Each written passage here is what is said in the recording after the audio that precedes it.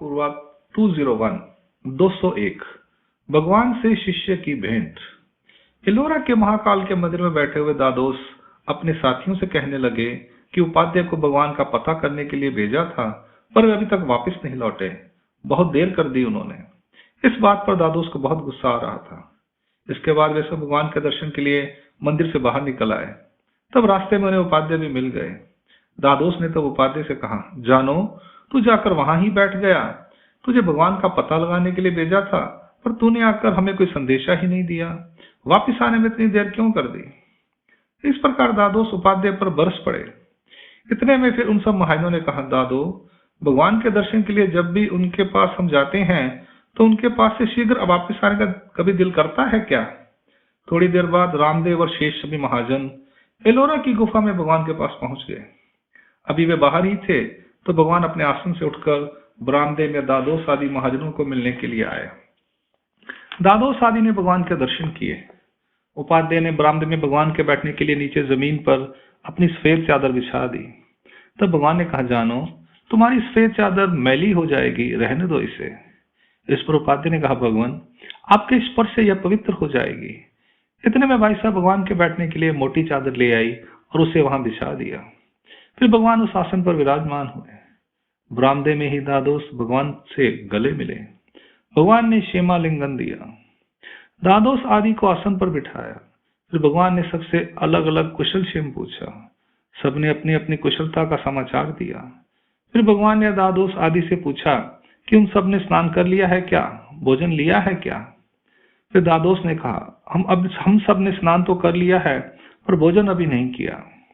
फिर भगवान ने बाईसा से पूछा, माता, आपके पास इनके खाने के लिए पानी बात है क्या? तो बाईसा ने कहा, भगवान, सब कुछ है। रवलों को गागर में पानी भरकर लाने के लिए भेजा। भगवान ने दरवाजे के बाहर हाथी की सूंड के आकार में बने पत्थर को पानी से साफ करा के उसे कपड़े से सूखा करवाया। फिर उस पत्थर पर सबके खाने के लिए पानी बात को उंडेल दिया। दादोस के लिए अलग एक बर्तन में डालकर दिया। फिर भगवान ने अपने सन्मुख बिठाकर सबको भोजन करवाया। उसके बाद सबको मुख शुद्धि के लिए पान का बीड़ा दिया। लीला का हेतु। सर्वज्ञ श्री चक्रधर स्वामी को एलोरा में मिलने के लिए बलेग्राम से दादोस के साथ अन्य 12 महाजन आए। भगवान ने दादोस को गले लगाकर भेंट की और अन्य महाजनों से कुशल क्षेम पूछी। फिर भगवान ने बाईसा को आदेश देकर सबको भोजन करवाया। भगवान के दर्शन करके वे सभी लोग बहुत प्रसन्न हो गए। दादोस के साथ उन महाजनों को भोजन खिलाने से बाईसा को पुण्य प्राप्त हुआ, क्योंकि वे सभी दर्शन अभिलाषी और वेदवंत थे। भगवान के असाधारण गुणों, चमत्कारों और शांतमय वाणी से प्रभावित होने के कारण उनके मन में सर्वज्ञ के प्रति आकर्षण था। इसके अतिरिक्त बाईसा ने परमेश्वर की आज्ञा का पालन करते हुए उन सबको भोजन कराया। भगवान की भी उन पर प्रसन्नता थी। अंक लीला क्रमांक 201 यहाँ संपूर्ण होती है। लीला क्रमांक 202 उपाध्याय का 1.5 पुरुष नामकरण। सर्वज्ञ श्री चक्र स्वामी ने पहले दिन दादोस आदि महाजनों को कह दिया था कि वे यहाँ पर ही अपना सामान ले आए। यहाँ पास में ही यह दूसरा मंदिर खाली है, उसी में आप लोग यहाँ ही निवास करें। उस दिन तो वे लोग वहां से वापस चले गए थे। दूसरे दिन जब वे प्रातःकाल के पूजा अवसर को देखने के लिए आए तो वे अपना सामान भी साथ ले आए थे।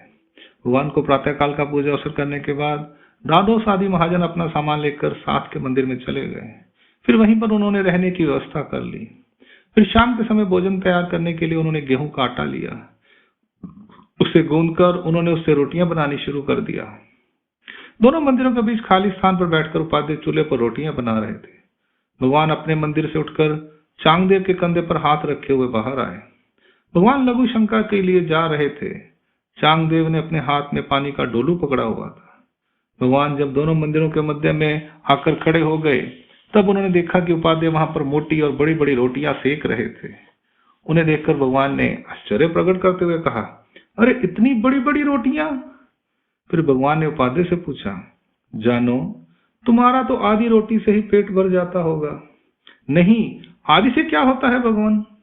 तो पौन खाते होंगे, उससे क्या होगा भगवान? फिर 1 या 1.25 से काम चल जाता होगा। नहीं भगवान, इससे भी नहीं। हाँ, 1.5 कहो तो फिर काम चल जाएगा। इस पर भगवान श्री चक्रधर स्वामी ने मुस्कुराते हुए कहा, जानो, फिर तुम्हें 1.5 पुरुष के नाम से ही संबोधित किया जाना चाहिए। आज से तुम्हारा नाम डेढ़ पुरुष ही हमने रख दिया है। इस प्रकार भगवान ने प्रसन्नता से उपाध्याय को डेढ़ पुरुष कहना शुरू कर दिया। डेढ़ पुरुष यह उन्हें भगवान से प्रसादिक नाम प्राप्त हुआ। फिर भगवान लघु शंका के लिए गए। वहां से लौटकर वे अपने निवास स्थान पर गए। रात को सबने भोजन किया और वे सोने के लिए अपने दूसरे मंदिर में चले गए। उपाध्याय भगवान के पास ही बैठे रहे, उधर नहीं गए। फिर बादशाह ने उपाध्याय से कहा, तू क्यों नहीं गया उनके साथ? यहाँ क्यों रुक गया? तू भी वही जा, तेरे साथी तेरी बाट जो रहे होंगे।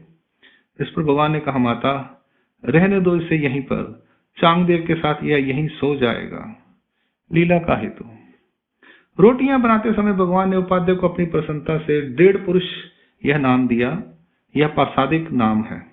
भगवान ने अपनी दृष्टि से रोटियों को देखकर उन्हें पवित्र कर दिया और इसके साथ ही उन्होंने उपाध्याय को कलयुग के हिंसा दोष से मुक्त कर दिया।